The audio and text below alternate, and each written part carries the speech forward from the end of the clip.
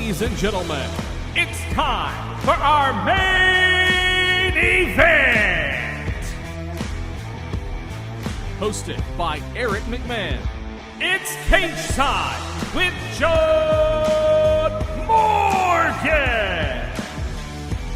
And welcome everybody to another episode of Cageside with John Morgan. I'm going to title it for everybody. And still, or if we're talking pound for pound, maybe, and new. Man, coming off an explosive UFC 284, helping me to break it all down is the man that watched it with me. He is team no sleep right now. John Morgan, what's up, pal? I'm good, man. I'm good. It was one of those crazy weekends because this card was so good and the atmosphere was so cool. I mean, just watching it, through the television, it was incredible. And I had that moment where on Saturday night, I just had that moment of regret. Like, I wish I was there because this is such an epic event. However, I now realize I would have not been able to watch the Super Bowl. I'd still probably be traveling back right now. So I'm kind of glad I got to watch it from home. But, dude, I mean, we said going in it was going to be MMA at its finest. It was MMA at its finest. I loved that event. That is John Morgan. You can follow him at Twitter, John Morgan _MMA. I'm Eric McMahon. You can follow me at Twitter, E_MacLife. Without wasting any more time, let's just get into it.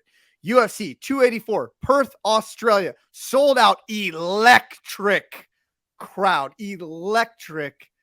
Islam Makhachev, Alexander the Great, Volkanovski gave us a fight for the ages. Now, let's preference this. There was a tweet, Grind City Media, who does our distribution for us here for this show. They put out this tweet earlier in the week, and it was a soundbite of you saying, yes, Islam is going to press, shoot, reshoot, but out of anybody maybe in the history of this roster, the one man that can handle that physically and, more importantly, mentally, was Alexander Volkanovski. And Nostradamus, your premonition came true. Before we even talk about the fight, I just want to talk about that really quick, because that in itself was the storyline of the fight. Yeah, I really did think about as that fight was unfolding, that it really did play out exactly the way that I thought it would be, is that Alexander Volkanovski is just a special individual, both technically speaking, physically speaking, and mentally speaking. I mean, look at it. The fifth round, he's the one that had the most dangerous moment of the fight in the waning seconds of the fight. He just wouldn't break. He would never go away, really made this a threat all the way to the end. And, man, he just – I mean, I'll let you tell that because you do such a good job of storytelling sometimes. But I don't know if I've ever seen a man gain more in defeat than Alexander Volkanovski did. I tweeted on Saturday night, if you somehow jumping the shark, John Morgan. Yeah, dude, I'm jumping the shark, bro. If you somehow weren't a fan, you got to be a fan of this man now. Hey, let me also say, by the way, I do because I want to touch on now because you said the word electric over and over. Let me just shout out those fans, man. Those Australian fans. That's the only reason I regret I didn't travel 30 hours down there and 30 hours back, is because they made the whole week special, man. The open workouts, the press conference, the weigh-ins, everything. I did just want to give them a brief moment of shine before you continue on at all, because those fans are something special, especially when you think about it, that first fight was 7 a.m. in the morning, and they were already bringing the energy, man. I just want to give them some love before we continue on. It was an amazing atmosphere. I mean, we even had the shoey. He wasn't even fighting and he was doing shoeys. I'm loving everything I see, but let's just get into the main event. Islam Makhachev, Alexander Volkanovski. Makhachev comes away with a unanimous decision and is still the lightweight UFC champion. Now, with that being said, some are calling it a controversial decision. A lot are calling it a controversial decision. How did John Morgan score it? Well, I'm curious too, because I want to know how you scored as well. But I gave Islam Makhachev rounds 1, 2, and 4. So to me, a close decision, but the right decision. I thought he won 3 rounds to 2. And it's one of those instances, I think, where you have to remember how fights are scored. If it was Pride scoring, or if you were scoring in its entirety, maybe you would lean to Alexander Volkanovski, especially what he did in the 5th and final round. But to me, Islam was already up 3 rounds to 1 coming into that final round. So therefore, he takes it 3-2. It's close. I see it a lot. I was actually talking to my wife about this. It's funny. I feel like we see this, whether it be title fights, whether it be in 3-round fights sometimes. I think fans sometimes, whoever wins the final round, they want that person to win the entire fight. And I get it, because it's the last thing you saw. And you're like, man, I just saw that moment. That has to be the winner of the fight. But that's not the way it played out. So personally, I had 1, 2, and 4 for Islam Makhachev, 48-47. But I will say 2 was a very close round. 3 was a very close round. So I don't necessarily fault people that have it 48-47 the other way. I really don't even fault the 49-46 score for Islam Makhachev. 2 and 3 were very, very close rounds, and I could see shifting either way on those. I agree with you 100%. And disclaimer, I wanted this conversation to be completely organic. I said, John Morgan, we are not prepping this show. I have my run sheet. I'm not even going to run you down this run sheet, because I want just no prep for the questions I'm going to ask. And I don't want you to know my opinion, and I don't want to know your opinion, but you are spot on with your assessment. And I'm going to furthermore say is I think that round 3 could have gone to Makhachev as well. So I don't criticize the 49-46 score. Here's where I'm going to come out. Number 1, at 1 and 4 were definitive rounds for Islam Makhachev. 5 was a definitive round for Alexander Volkanovski. 2, 3 up for debate. I agree. With that being said, I preferenced it. You preferenced it. How electric this crowd was, right? And I say that because contrary to anything, it has an influence. Okay. Not only does that have an influence, the perception of how you think this fight is going to go has an influence. So if I'm going to put a bow on this and come full circle, we thought, or not say we, me and you had a different take than most people. They say if Islam gets him to the ground, that's his world. Volkanovski is not going to be able to stay off these takedowns. He is not going to be able to get up, because no opponent has been able to get up. That doesn't change the fact, for me at least, that Islam did get him down to the ground. He did hold him down. And to give you a stat, Islam had 4 takedowns in the fight. That's the most Volkanovski is ever giving up. He was approaching 7 minutes of control time, and most of that control was on the back. Now, striking exchanges, I could make an argument that Volkanovski won the striking battle in every round except 1 punch in round number 5, right? So that's the Volkanovski round because of that punch where he caught him as he was diving behind the ear. I don't think Islam was hurt. It's an equilibrium shot. He knew he had to pull guard, let's not take any damage, and, probably walk away as champion.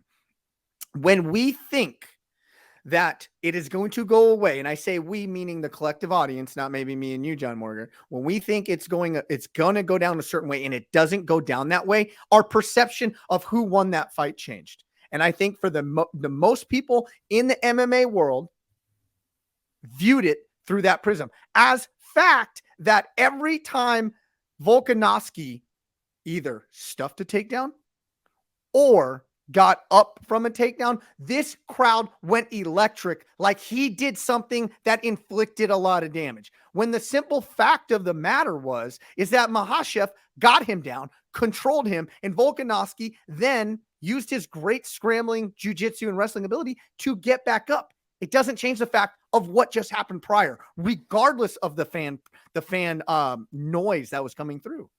Yeah, man, you make so many great points there that really are, I think, biases, towards judges and things that they don't even realize, or the general public. Like, first of all, the whole hometown advantage thing. I've seen this play out a million times where it's like every time the hometown guy does something, the crowd oohs and ahs. And, even if it's a high kick that slaps the gloves and it makes that loud sound and everybody goes, oh, amazing. And they go crazy. And then when the opponent does something, it's just dead silence, right? And you can't, and I know, and I'm not saying that the judges mean to be influenced by this, or even if we're just talking about public perception, but I think it's just natural as a human being when there's this amazing reaction that registers in your psyche. You're like, oh yeah, man, that really did something, when it maybe it didn't even really do anything. So that's one influence. And the other thing, boy, I think you make a great point as well, is I think Islam, honestly, and you touched on, we talked about that. I don't think this fight was as simple as everybody was making it out to be. And I don't think it played out. I think it played out exactly as we said, that, hey, these guys are a lot more closely matched in the wrestling department than you think. And they're a lot more closely matched in the striking department than you think. Not because the striking is really equal. Alexander Volkanovski, way faster, way quicker, way more combinations. But with Islam's size advantage, his shots had a lot more power. So he didn't need to land 3. He only needed to land 1, and it actually scored a little bit there. So, but Islam didn't necessarily reshoot, chain wrestle over and over. He elected to stand a little bit. And so I think you make some great points there where you're like, oh, well, this fight is being contested a lot more on the feet than we thought. So that must be leaning in Alexander Volkanovski's direction. So, man, it was just a high-level mixed martial arts fight between 2 of the best pound-for-pound fighters on the planet. I really do think the right guy walked away with the win. But for those that are saying that, hey, I had it scored for Alexander Volkanovski, I can't argue with it for all the things you laid out. 2 and 3 were incredibly close rounds. So whichever way you go, if you didn't have 1 for Islam, if you didn't have 4 for Islam, and you didn't have 5 for Volkanovski, then we got to talk, because I don't agree with your assessments. But if you lean either way in 2 and 3, that's how close the fight is, because I agree with you. 49-46 Islam Makhachev, acceptable score. 48-47 Alexander Volkanovski, acceptable score. And I know that's crazy, but it's true. It was just those close rounds. It was an incredible fight, and man, I just enjoyed the heck out of it. I don't think controversial, though, is right. People saying robbery, people saying, terrible judging. I don't agree. It was just 2 guys that were separated by the smallest of differences because they are truly elite-level mixed martial artists. And I test everybody who thinks that was a controversial decision. Make no mistake about it. It was one of the most entertaining, dramatic. Like, my wife was laying on she was sitting in between my legs. We were on a recliner chair because I had people over. And she's like, your heart is beating so fast right now. And I'm like, I am so into this fight. It is ridiculous. She had to get off me because I was like almost freaking hyperventilating. I was so excited watching it, especially going into that 5th and final round. I'm like, what is going to happen here? But I challenge everybody who just says, hey, this was a bad decision. I challenge you, watch it with the sound off. Watch it with the sound off.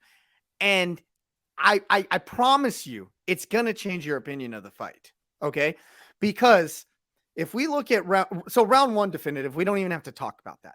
But I think round 1 almost did Makhachev in a weird way a disservice moving forward, because he couldn't replicate round 1 in 2 or 3, and certainly not 5.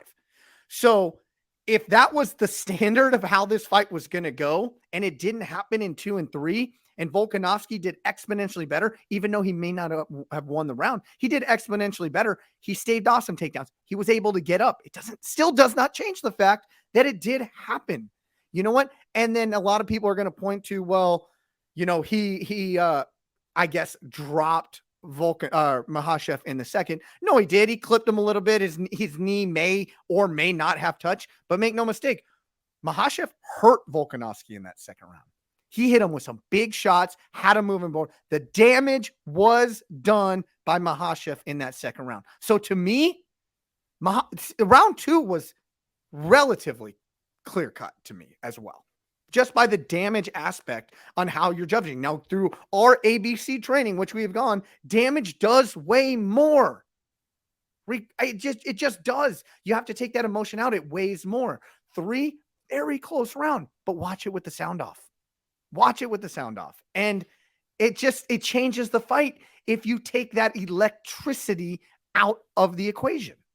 I agree. It's such a smart thing to do if you're really, if you're that much of a hardcore and you really want to review and see where you stand. And that's being said as somebody who is a commentator and enjoys calling the fights, but you got to take out both the commentary, because they're going to have some bias, or they're going to have some misses. They're going to say some things right. They're going to say some things wrong. They're watching in real time and trying to react to it the best they can. But, they've got certain angles. They may miss something. So you kind of need to turn that off. And of course, that electricity of the crowd, man, that just weighs in. Everything that Volkanovski does is going to be amplified. It's going to be, given more impact than what's actually happening. So it's such a great recommendation to people. If you're a fan of a fight and you want to go back and see, hey, how do I really score this?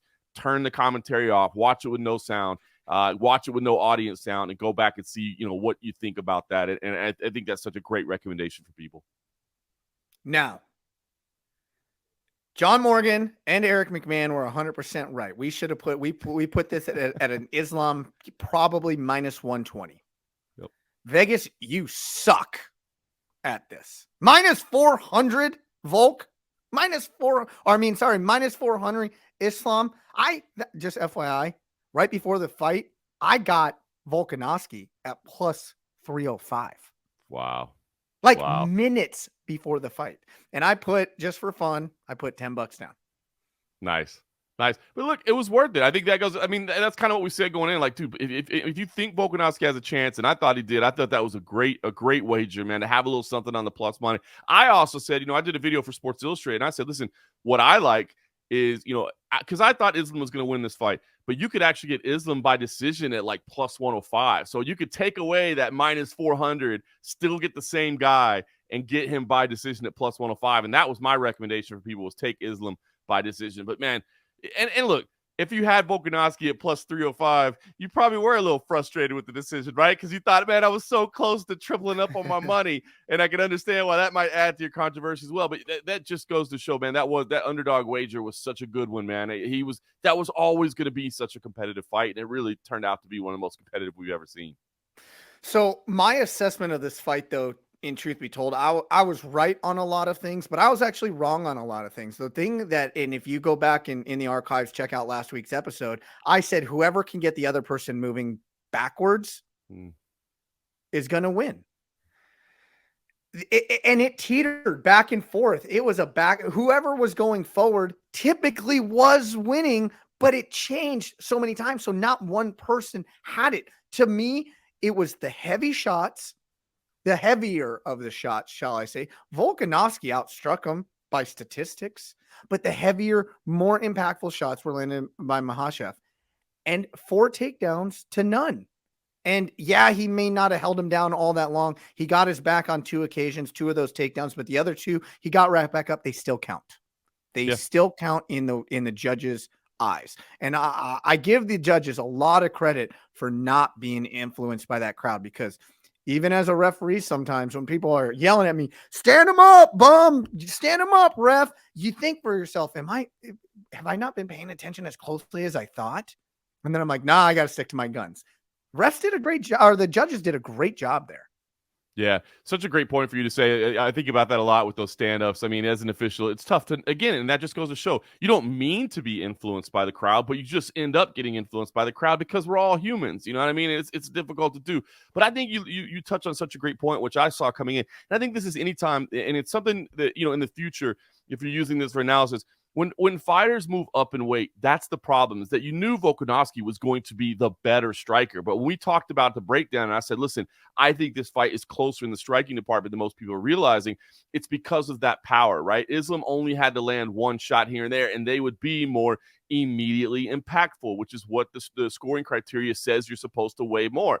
Volkanovski can land 4 shots, come in, move in, quick combination, move out. He's fluid. He's dynamic. He looks incredible. But Islam comes back, and he's not a complete fish out of water on his feet, and he lands that 1 big shot, and Volkanovski staggers a little bit. How many times during the course of the fight did we see Volkanovski kind of give him that little nod, like, oh, yeah, that one got me. That one got me. That little smile, like, oh, yeah, you touched me on that one. Or he, shake a little bit. So Volkanovski could land more shots, but Islam was landing more immediately impactful shots. And I do think the judges, rightly gave him that criteria, because the power meant something in there. But listen, Volkanovski also, the scrambling, the grappling, the defensive wrestling was phenomenal. I will say, if there's one moment in the fight that you can be critical of Volkanovski for, it was that 4th round. And now when you think about how close this fight was, that one moment where you want to talk about a crowd influencing a fight as well, how about Volkanovski seemed to me kind of showboating a little bit, kind of playing into the crowd a little bit, and gave up that back take that I think was unnecessary. I think had he not kind of lost focus just for a minute, that he could have gotten out of that position. Instead, he played to the crowd a little bit, was playing to Islam's corner a little bit, gave up that back take, gave up the 4th round because of that, because you knew he wasn't getting out of there, and that was costly. I don't know if you caught this on the takedown, in that 4th round. He got taken down, and he flips to his knees right away. I don't know who he said this to, whether it was the commentators, whether it was somebody at Cageside, whether it was Makhachev's corner. He goes, and I don't know if you caught this. It was very subtle. He goes, "I'm about to get up." Did you catch that? I know. I saw him saying something, but I didn't mouth that that's exactly what it was. He goes, "I'm about to get up." And then Wow. Islam jumped his back Yep. right away. And that cost him that round because, like, you know, a takedown, hop back up. It's really quick. And it looked like Volkanovski, he was about to do that. And then I promise you, I think this is what he said. I'm about to get up. And That's then incredible. Islam got his back. And regardless, these dumb little rabbit punches don't mean nothing. Yeah. And so those count as strikes. And that's maybe why the striking, disparity was there, but they mean nothing. Islam was in the dominant position and Volkanovski was playing defense the entire time, regardless of these little rabbit shots while his back was taken. 100%. And I think that's important to know because, again, you talk about, the crowd kind of came alive during that because their guy Volkanovski is kind of showing off a little bit, right? He's throwing punches behind his head. He's like, come on, let's go. But at the same time, he's got a body triangle wrapped around his body. He's got somebody that's trying to work the choke arms. I mean, you talk about what's closer to ending the fight. Like, what is closer to finishing a fight? Being on somebody's back, about to choke them out, or, standing behind somebody and taking short little punches. I mean, try to knock someone out punching behind your head like that. Like, you cannot generate any power. Is it a little annoying to have like a hand across your face? Like, of course it is. But are you, is there really any threat of ending the fight there? Of course not. So that was one. I mean, the whole thing was, and it's so funny because you started out talking about how I said there's, if you're looking for somebody that won't mentally break, it's Alexander Volkanovski. And I stand by that, and I will continue to stand by it. And he did not mentally break, but he did mentally lose focus for one moment and lost an entire round because of it. And it just goes to show how high level these guys are and how critical every little moment was. Alexander Volkanovski lost focus for 1 second. It cost him round number 4. And if you look at it in the grand scheme of things, cost him the fight as well, which is pretty wild when you think about it. Yeah. I've been praising the judges a lot. I've been kind of like statistically going through what this fight was, and I've yet to give the credit Alexander Volkanovski really deserves in this fight. A man coming up a division, going against the unbeatable, even though he lost once in his career, the unbeatable Islam Makhachev, going against the Dagestani wrecking machine, the protege of Islam, Khabib Nurmagomedov. Father's plan came to fruition. We're saying he can go up to 70 and take that belt too. Volkanovski was a hair away from winning this fight. He won in defeat. I dare to say he won more than Islam Makhachev won in this fight, which begs the question, John Morgan, you do rankings. Who is the pound for pound number 1? Because if you're going to ask me, it's still Alexander the Great Volkanovski for this reason. Islam could not have gone down in weight and did what Volkanovski did going up in weight. Could not have happened. It was an impossible scenario to even consider. So for that reason and how close that fight was with the odds, the quote unquote experts saying it was going to go down, in my opinion, Volkanovski does not come off this number 1 spot. Even though the sure dogs of the world, the MMA junkies of the world saying new pound for pound number 1, nuh-uh, not in my opinion. This was a tough one for me, Eric. I did turn in my rankings on Saturday night afterwards, after the fight, in the wee hours of the morning. I had to consider this exact same question, right? Because I thought the same thing. When you look at a man moving up a division and putting on a fight that incredible and being that close to beating Islam Makhachev in a division up, the champion of a division up, does the pound for pound ranking need to really be impacted? And ultimately, I came to the decision that yes, it does. Oh! If we disagree for once. But here's what I think. If the pound for pound rankings is, if we're talking about respect, if we're talking about the pound for pound respect rankings, if we're talking about the pound for pound who's my dog rankings, like that's Alexander Volkanovski all day. But if the whole idea is we're saying if they were the same size and they were able to compete against each other, who would win?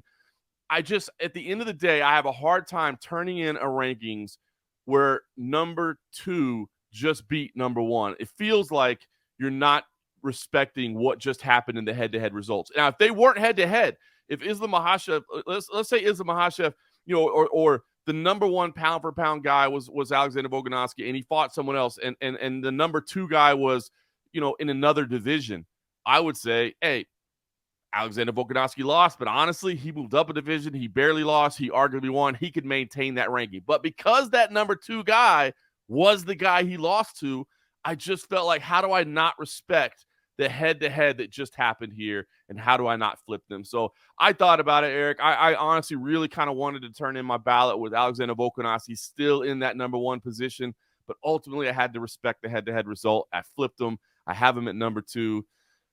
And I'm not saying that he can't ascend back to number 1 just because of this. Let's see what their track record is moving forward. Let's see if Volkanovski, what he does go back at 145. Let's see if he comes back to lightweight. So it was a tough one, man. And I look forward to seeing what the other panelists thought, because I'll be honest with you, if the other panelists left Alexander Volkanovski at number 1, I will not fault them for that. I will not say they're wrong for that. So reading between the lines, it's like you're hedging your bet to a degree, right? Just because it's okay. He did come up in weight. It was head-to-head, albeit at Makhachev's weight.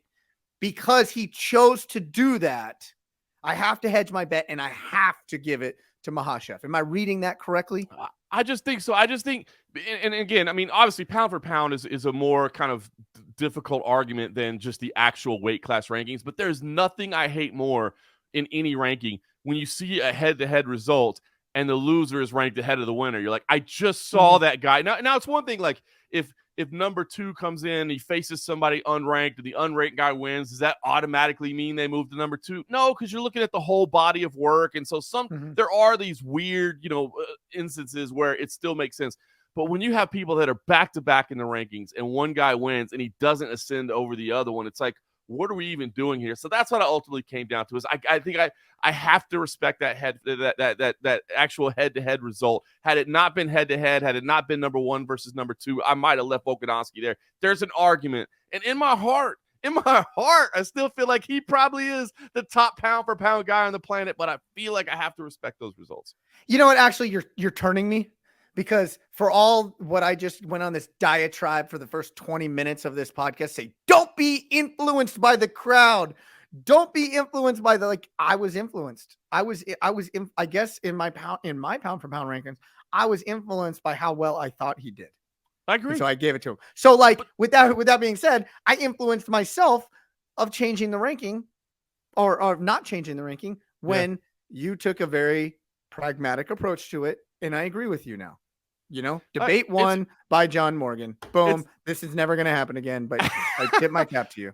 But you know what? And I appreciate you saying it, but you know what? It's hard, right? Because the emotion, dude, I have so much respect for Alexander Volkanovski. Like I said, I tweeted that night. I'm like, if somehow you weren't a fan of Alexander Volkanovski, and I don't know how you wouldn't have been a fan before, although I did have some people that chimed back to me and they said, well, to be honest with you, I'm a huge Max Holloway fan. So because I love Max Holloway, I hate Alexander Volkanovski. But I'm like, if you weren't a Volkanovski fan coming into Saturday night, I don't see how you aren't a fan leaving Saturday night, because what he did, the fact that he says, listen, I'll move up a weight class. I'll fight the dude that nobody wants to fight. I'll take that on. Took that challenge, performed that way, handled himself with such class and such dignity after a very, heart-wrenching and very, very close fight and a defeat. Just the way he carries himself, the way he conducts himself. Dude, how do you not love that guy? So for those reasons, I want to put him number 1 pound for pound and keep him there. But at the end of the day, yes, I had to say, but that guy just beat him. How can you not let him ascend to number 1? And so I had to make that change. But we'll see what the official results come out as. Now, for those that pay attention like nerds that we are, Makhachev was drawn in on that scale. He was sucked dry, and he made the weight. He always makes weight. So let's keep that there. He made weight. But there is some controversy brewing as of this morning, I believe. Dan Hangman Hooker, the teammate of Alexander Volkanovski is now making allegations. The allegations are that, in a roundabout way, not saying it, but we're all smart enough to read between the lines, that Islam Makhachev cheated by using IV infusion to rehydrate after weigh-ins. Now, what he said, I cannot read, but he said, you think this see you next Tuesday, right? We know what we're saying there. You think this guy can call a nurse in our home country and us not find out about it? You cheater. So read between the lines. That's exactly what he's talking about. A little controversy brewing. We both just heard about it this morning. Yeah, I mean, look, that's a strong statement. First of all, as somebody who's visited Australia many times, a beautiful place, I will let you know that see you next Tuesday is a much more acceptable part of the vernacular there than it is here in the United States. So it's okay there. But yeah, strong allegations. And as you said, not a direct accusation in the fact that he didn't mention Islam Makhachev, but pretty simple to read between the lines at what he's saying. Now, IVs were at one point in the sport pretty common, right? People used them all the time to rehydrate afterwards. And it is it's a very acceptable way. I mean, it's a very effective way, right? I mean, if you go to a doctor, I mean, what is a weight cut? You're dehydrating yourself. If you go see a doctor, the first thing the doctor is going to say is, bro, you need to rehydrate. Let's get some liquids in you. That's the first thing they're going to do. It was a commonplace in sport, but when USADA came in, that was outlawed as an unfair practice, as a bit of a performance-enhancing option that you shouldn't be able to rehydrate in that manner. Well, for the reasons, because they don't know what they're putting in that fluid. Correct. Exactly right. Because it's not necessarily just saline. That's a great way to cheat and to put in other devices as well. So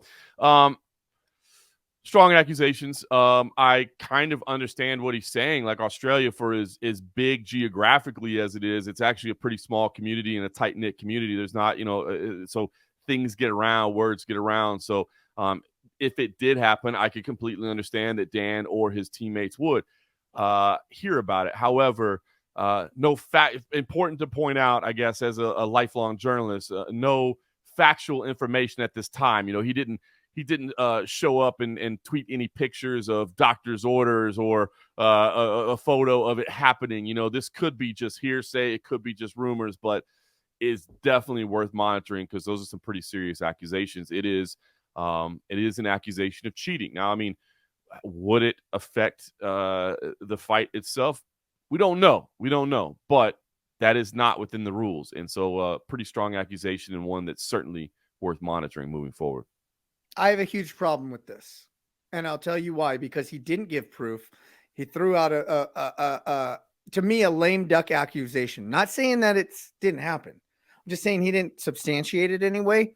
And what I know, I have taken IVs before fights after weigh-ins. Now, granted, legal, right? It was legal to do so, and on the regional scene, it is a common practice still. It's only in the UFC. Bellator, you do it. One championship, you do it. Name any other, Glory, anybody else, they do it, right? It's just the UFC because they instituted USADA.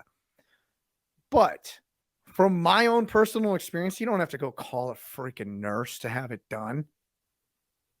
Like, my buddies are walking around with saline bags today. Like, let's hydrate after practice. It's not a hard procedure to be done. So I would find it, like, truth be told, I would find it shocking if Team Makhachev had to then go elicit a nurse in Australia to have this done. Because if so, they're freaking idiots.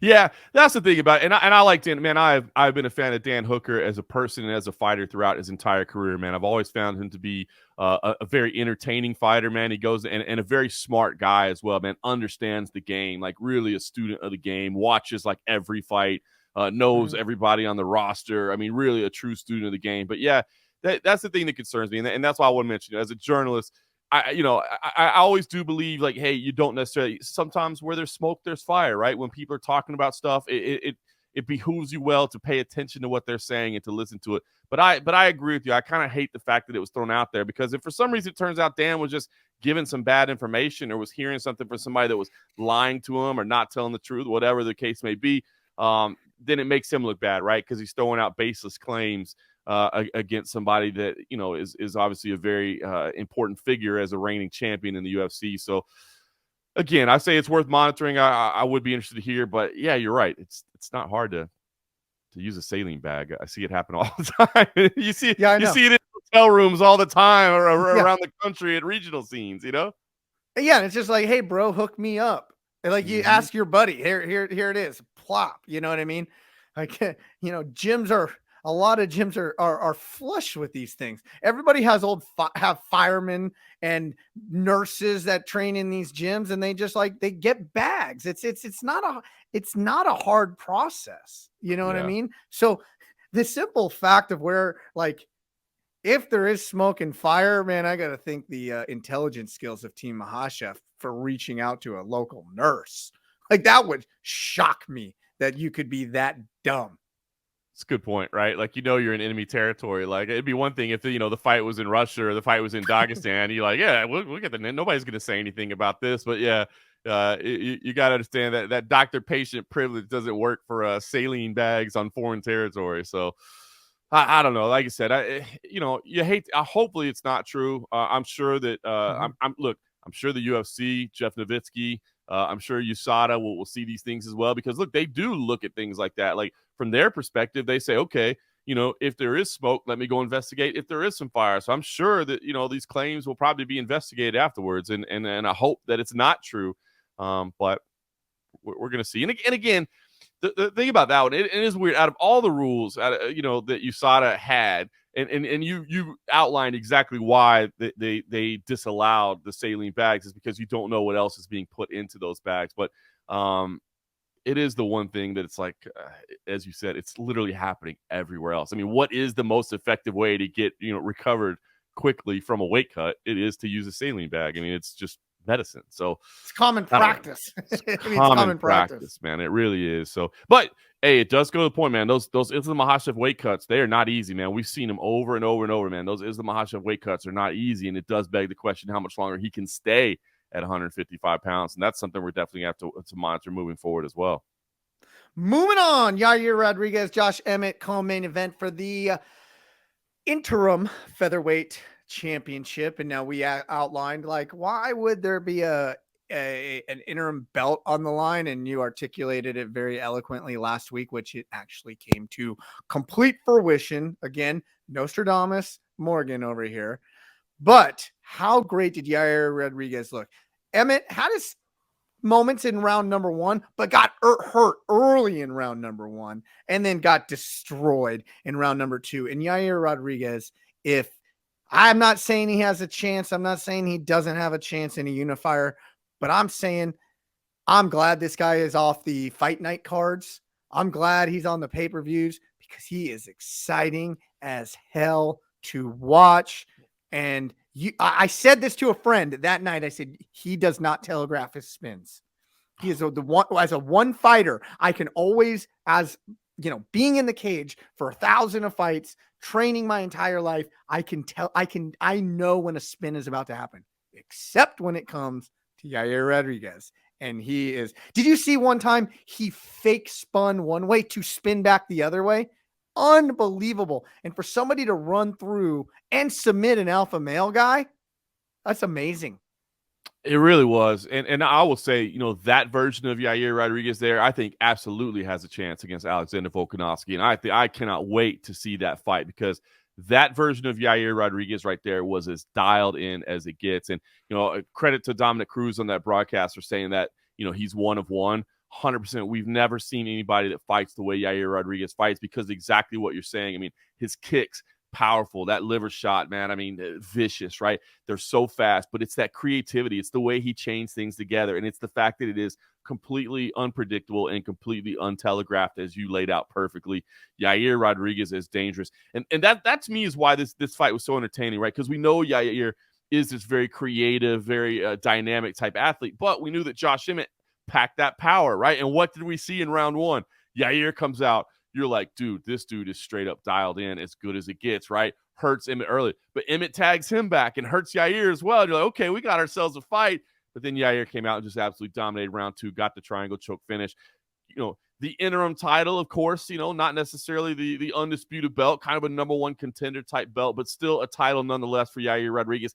It's something that felt like an inevitability for a long time. And if you've been watching the journey of Yair Rodriguez, man, this man has been marked for success for so many years and finally able to get it done. And yeah, It's so weird, right? I mean, the way this thing played out was so entertaining because on the one hand, you're like, man, I kind of want to see Alexander Volkanovski fight Islam Makhachev another time because this fight was so close. They could go do it again. But the idea of Alexander Volkanovski and Yair Rodriguez at this time just seems like such an entertaining fight to me right now. I cannot wait to see these two come together. And again, just giving praise to Alexander Volkanovski again. How cool is it that he was just like, yep, let's get this thing done sooner rather than later. I promised I was going to be busy. I told the division I wouldn't hold him up by me moving to 155. Let's get this thing done as quick as we can. And I can't wait for that fight because I will say, I think Yair Rodriguez has a chance against Volkanovski. That man's dangerous. I had a good buddy of mine, Grant, over. He's amazing at picking fights. And when he was over, him and his family were over to watch the fights. And the notion of why the interim strap was on the line did come up. And I said, according to my good friend, John Morgan, it's that if Volkanovski does not win this fight, there is instant credibility in a Yair Rodriguez main event versus Alexander Volkanovski. Because let's be honest, Yair Rodriguez hasn't been pushed that hard. Right. He hasn't been profiled that much. So the diehards, of course, know who the guy is. But your common fan may have heard his name because he has lived on fight nights. He has lived in the Apex. He kind of made his name through the pandemic, which, was, the crowd wasn't involved. And now you're coming in with that strap with a co-main right under. And I have to give Yair credit, man. I became a huge fan. I already was a huge fan. But when they said, hey, you got a message for Volkanovski, you got this match, and he goes, no, not right now. He is going for this, and I do not want, I don't want to be the guy to distract him. Good luck to both fighters. And that was just like, it just gave me like butterflies. I felt like, what a good human being. Because that was his moment. That was his moment to say, I'm coming for it. I'm the champ. I'm the real champ. Not you. That was his moment, which most fighters would have done. And he didn't. I loved it as well, man. I really did. And you hit on a lot of really good points. Yair hasn't been as active as some other fighters out there, right? So his build has been a little bit slower. And so you're right. I don't think as many people know about him. But the fact that now when these two match, it'll be a unification match, right? Like people understand that, the interim champ, the undisputed champ, they're coming together. Like that's instant marketability. So you're right. But I love the fact that you laid that out there because look, we all love a good grudge match, right? We all love a little bit of trash talk between two people that don't like each other very much. And they get to go and punch each other in the face. Like, that's fun. But there's something to be said, too, for me. And maybe it's because we're kind of old school martial artists at heart or whatever. But it's like there's something to be said for that respect level as well. That, listen, yes, I want to go in that cage and I want to compete with you. And I want to find out who is the more dangerous martial artist. But we don't need to disrespect each other to do it. We can just go in there and have a competition. And I thought that was such class. And, I've been praising Alexander Volkanovski for the way he carried himself. Yair Rodriguez deserves that exact same praise because he took that moment on the mic. He could have talked trash. He said, I don't want to distract this man from what he's doing right now. He's got an incredible fight ahead of him. And I don't want to say anything right now. I just look forward to it.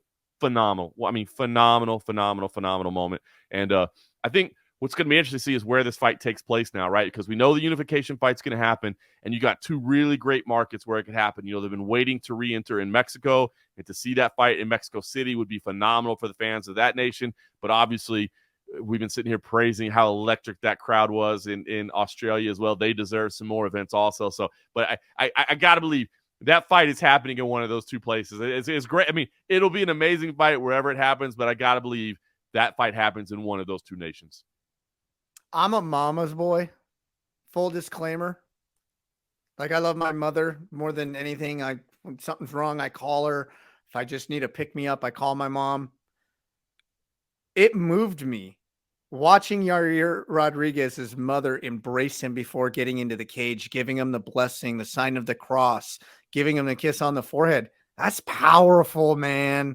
That just moved me. It really was. And I won't go too far to say it wasn't even the most emotional moment of the night for me, because there was another one that happened with a Hall of Fame induction. That moved Don't me jump as the well. shark, John Morgan. there was another emotional moment as well. But yes, Yair Rodriguez, that was powerful. Again, talk about athletes conducting themselves with class. I mean, a phenomenal martial artist that went in there is as dangerous as they get. I mean, showed his kicks.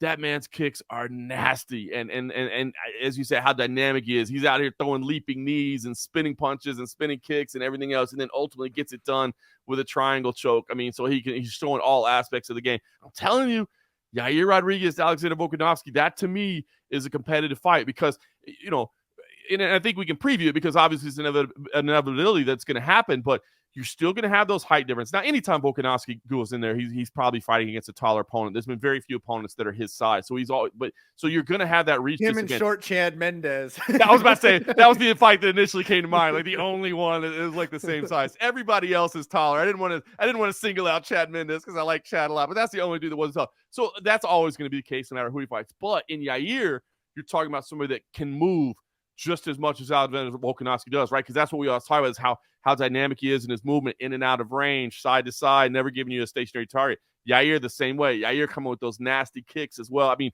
dude, that fight, we don't know when it's going to happen yet, but sooner rather than later. But that fight, circle that one on your calendar whenever they announce it, because that is going. We talk about MMA at its finest. That's going to be it too, man. Can't wait. A very emotional moment on the broadcast, aside from being a mama's boy with Yair, which was cool.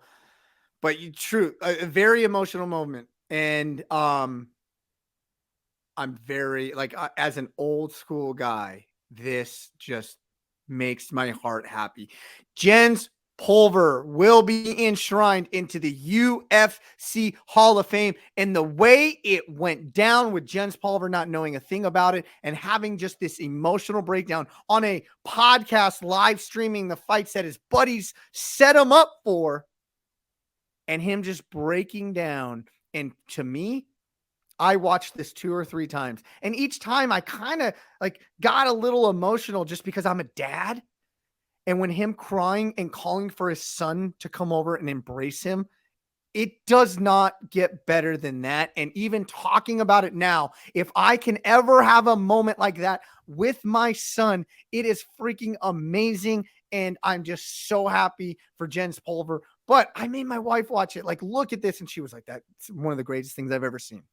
One of the greatest moments I've ever seen. And as a fellow dad, I'm getting emotional just thinking about it now because there's so many aspects of this, right? Like Jens Pulver, for people that don't know, if you aren't an old school martial arts fan, you won't know who he is. And that's totally understandable. His career was kind of happening in the early days, a true pioneer, which is why he's going in the pioneer wing. But I will tell you, if you've got time, log into UFC Fight Pass. They've got a Jens Pulver collection there now where all his fights are put together, and watch it and go relive his history, because this man was an absolute blast to watch. This dude was a straight pioneer, a gangster in the early days who really he beat the prodigy when the prodigy was the prodigy. Yes, he did, and that was one of the greatest fights of all time. So this is a man that was kind of missing from the UFC Hall of Fame for a long time, that people had been calling for a long time to say, hey, give this guy his due, put him there in the Hall of Fame. And so just for it to happen, right? Just for it to finally happen, I think for us old school MMA fans was awesome in itself.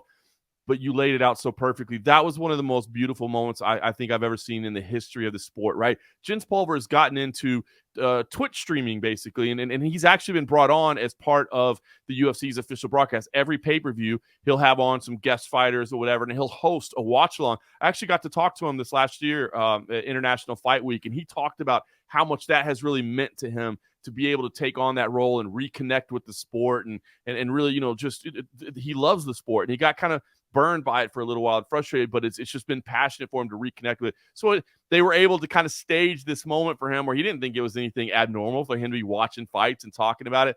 And then they totally shocked him, didn't tell him anything, that he was going to be inducted into the Hall of Fame, and to see what it really meant. And I hear people sometimes say, the Hall of Fame, what does it really mean? Go watch that clip. See what it meant to Jens Pulver, man. Tears coming down his face, man. Just he's taken back, he's shocked by it. And then to be able to bring his son in and to share that moment with his son, where it's like, look, man, your dad is being honored like this. Any dad, man, can understand and put themselves in exactly that moment, whether you're a great fighter or not, just to be honored by your peers and to be honored by your industry and to be able to share that moment with your son. Truly one of the most beautiful things I've ever seen. It was so cool. It would have been cool enough just to have Jens Pulver inducted in the Hall of Fame, but for it to play out like that right in front of our screens, man, unbelievable. A moment I will never forget. Kudos to the UFC production team for making that happen, because it just made that special moment all that much more special. I don't know how we articulate that any better other than, dads out there that are manly men. If you're a manly man and you're a dad and that moment doesn't move you, you're not human. Because I fancy myself as an alpha male. I fancy myself as a tough guy. That brought me to tears just because I put myself in this scenario with my son, with my children. And like, there's no words, No, it damn near put me to tears just now talking about it. You know what I mean? Thinking about that, because that's all you want, right? I mean, that connection between a father and a son, I think as dads, we all want our kids to be proud of us, right? I mean, we all want our kids to say that, dad's the coolest, man, and look at what he does. And there's that moment where it's not, an entire industry is saying, hey, your dad is one of the most important people that's ever taken part in this industry, and to be able to share that moment with your son and to be able to hug him and embrace him, as you said, man. I mean, it's a special feeling, man. And I'm so happy that Jens Pulver got to experience that, because that's a man that has been through some things in his life. So for him to be able to share that moment with his son, I mean, the Hall of Fame induction is awesome. And I cannot wait till this summer to hear his speech, because it will be amazing. But for him to share that moment with his son and for us to get to watch it, man, it's crazy, right? We're sitting, I mean, deep we're breath, watching, deep breath, John Morgan. Take a deep breath. we're watching dudes get in there and kick each other's asses, bro. You're talking about alpha male. Again, I mean, a mixed martial artist is as gangster as it gets, man. But to be able to share moments like that, that's what life's all about, man. It was pretty cool. And I love the humanization aspect that like the UFC is bringing to stuff like that. That's just amazing. But hey, let's dry everybody out there, dry your eyes, right? And let's look forward before we kind of wrap up. Looking ahead, it's very UFC heavy. Not talking a lot about Bellator One Championship. Looking ahead, UFC, we got Andrade versus Blatchfield coming up this weekend, followed by the next weekend with Kirloff versus the emerging Superman Ryan Spann, and then the big dog UFC 285 March 4th. John Jones, the return, the heavyweight version, going for who we just thought was the pound for pound greatest. Who knows? Now 3 weeks later could be the pound for pound greatest. John Jones taking on Cyril Gane for the not interim, the undisputed heavyweight championship of the world.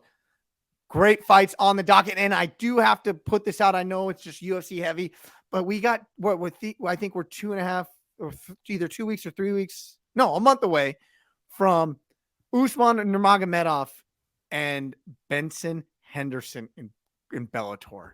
Gosh, great time to be a mixed martial arts fan. March is going to be absolutely stacked as an MMA fan. And obviously when you have a big UFC pay-per-view, man, that really takes, all the spotlight, and understandably so. I mean, that's what the UFC is doing now, right? They're stacking these pay-per-views with the most meaningful matchups they can. We got a couple fight nights coming up here. It's Vegas for the next couple weeks. So I'm happy to be here in Vegas, man. Obviously I'll be at the Apex for the next couple, but yes, I'm already circling on my calendar that John Jones, Cyril Gane fight, man. That is huge. That is a big moment in the career of John Jones that we've been waiting for. You got Bellator. You got a second UFC pay-per-view in March as well, with the trilogy fight there. The return to London. It's just the calendar in March is absolutely stacked. And dude, if John Jones wins over Cyril Gane, becomes heavyweight champion, we're talking about who's number one, number two, Volkanovski, Islam. How do you not put John Jones in there at number one? I mean, the guy that never beaten, but let's be honest, never beaten in his career, dominant for a decade at light heavyweight, youngest champ in UFC history, taking out former ex-champs along the way, and then making this move up to heavyweight and winning the heavyweight title. I mean, gosh, I just don't know how you wouldn't put him right there immediately at number one pound for pound, because that is literally the definition of pound for pound is I can dominate one division, I can go up and I can win another one. So, man, I cannot wait for the counter. And then as you mentioned, Usman Nurmagomedov, Benson Henderson kicking off this lightweight Grand Prix. Do not sleep on this Bellator lightweight Grand Prix. Some of these names you might not be familiar with, so we'll be talking about them in the weeks and months coming up, because that field that I got to see out there in Los Angeles, man. The show of force that Bellator put by having that whole field on the stage at one time. There are some absolute killers in that tournament field. You put out a tweet, who you got in the lightweight Grand Prix, and I said, I don't care, but I want Usman and AJ in the finals. Oh my god, imagine if that goes down. What an amazing fight that'll be. I'm telling you, some absolute killers, man. I cannot wait for that Grand Prix, and it kicks off in San Jose in March. So big fight cards as well. You got one championship coming up in 2 weeks. They got the rematch there with Fabricio Andrade and John Lineker, Hands of Stone. He's fun to watch. Just so much good MMA. I feel like we had this kind of little down period, in January. It's kind of a little slow to start the year, but the schedule's about to ramp up like crazy, man. Good, funny, exciting stuff on the docket. Follow John Morgan on Twitter, John Morgan _MMA. Again, help me boost my followers because nobody likes following me or what I say on Instagram or on Twitter.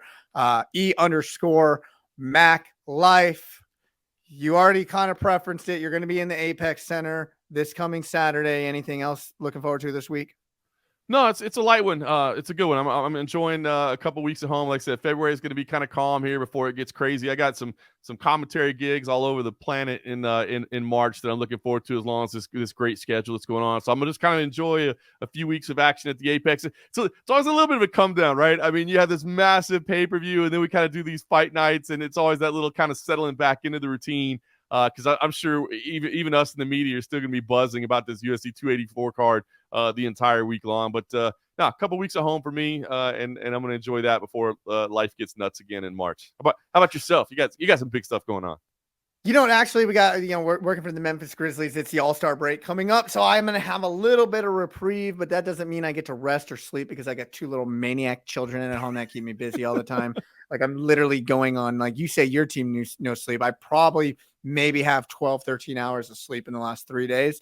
For some reason, my soon-to-be 4-year-old all of a sudden becomes scared of the dark in his room by himself. I'm sure every dad's gone through that. I'm currently in that fire, man. It's never stopping. But we don't let him get out of his room, and so I don't let him come into our room. So I always have to go up there. It's cool. Don't worry, bro. It's cool. But it's never ending. That's what I got going on. More of this training the young little minds, and keep up with my jiu-jitsu training. Got a Memphis Grizzlies game on Wednesday, and then luckily we have the All-Star break to look forward to, where I can kind of decompress, watch some more MMA, and be prepared for next week. Damn straight. Loving it. Awesome. Well, that wraps up this edition of Cageside with John Morgan. You can view this on YouTube, grindcitymedia.com. Listen to us on Apple or Spotify. So without further ado, we're going to go on, get out of here. For John Morgan, I'm Eric McMahon. We'll see you next week, and enjoy the fights.